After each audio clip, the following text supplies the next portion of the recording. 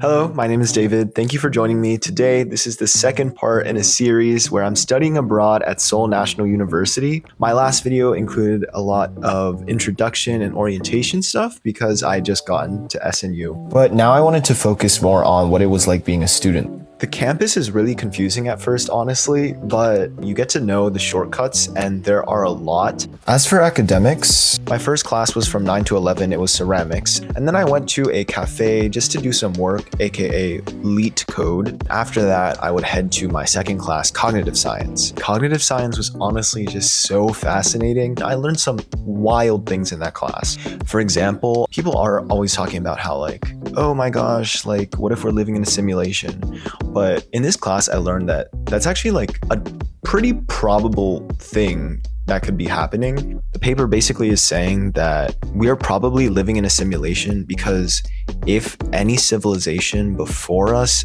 ever existed and reached technological maturity, they would be making simulations of them in the past, which would be us. What they call ancestor simulations. But anyway, later that day, me and some friends decided to go out and explore the city. So we stopped for some dinner.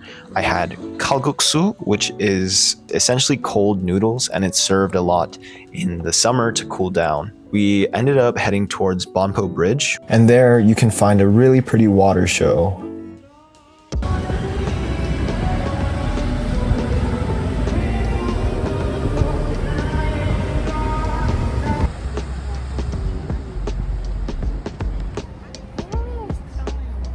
Heading towards the next day, it was actually pouring once again, and I didn't know this before, but July is actually monsoon season in Korea, and so I was so glad that I brought boots. But yeah, this was rough.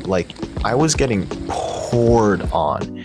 But one thing that kept me happy this entire trip was the milk, okay? Korean milk at convenience stores is so amazing. And I literally thought I was lactose intolerant before coming to Korea. There was even this Baskin Robbins milk that was delicious. It tasted like straight ice cream, but milk. And I can't even describe it because that just sounds like ice cream, but it was actually so good, genuinely. Now, this week we had another field trip. We had one every week. This time it was extra special because we were heading to the DMZ, the Demilitarized Zone, which is the border between North and South Korea. And this was kind of an insane trip because I still can't even process this, but we first stopped in the Peace Village, and there's literally an amusement park here, guys, I think it's literally called Peace Park. And in South Korea, this is a symbol for peace and unification, hoping that one day the country will be unified, because of course there are actually a lot of South Korean people and North Korean people who have family on the other side of the border. It got even crazier though when we headed to the demilitarized zone, because from there's binoculars and you can literally see North Korea. I saw North Korean people. Not only that, there's two flags across the DMZ. A funny story is that North Korea wanted theirs to be taller, and South Korea also did, so they kept building it up until one day North Korea just had the tallest flagpole in the world. Not anymore though, but yeah. It always stresses me out.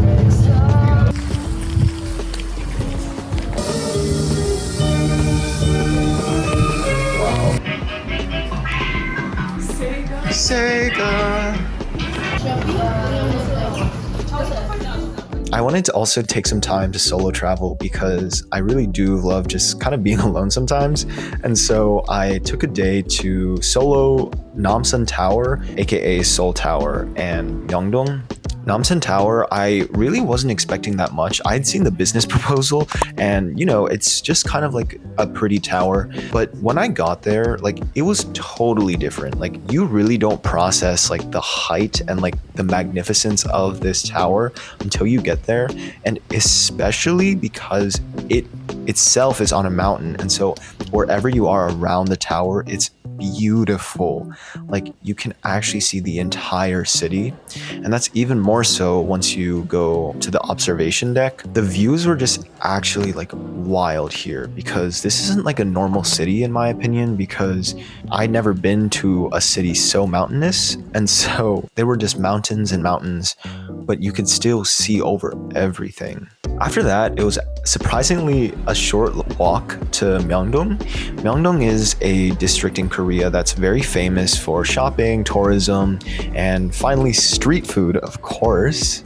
A couple of the first stops I made were at K-pop stores, which I actually could not stop smiling at. Unfortunately, I didn't buy anything, but yeah. Now the street food here was also like so delicious. Usually, it honestly seems like in Korea, a lot of the streets are kind of controlled by one business, because there's a lot of stalls selling the exact same thing, made the exact same way, which kind of confused me. But at the same time, it still felt like fun and like worth it, I guess. The tangholu was especially good. I just ate it on the side of the cart.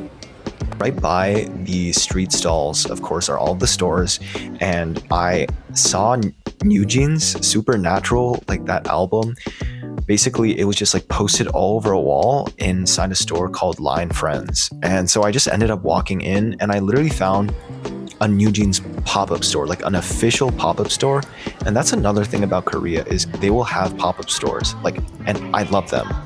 Actually, after going here, I think it like enhanced my love for newjeans even more. Like I actually cannot stop listening to all of them. In that same store, I ended up also finding Jungkook's handprint, which I was not expecting at all. There's also a massive Olive Young here where there's literally like a billion cash registers. So yeah, that's all for today. So thank you so much for watching, and stay tuned for the next video where there will be lots more fun stuff, I think.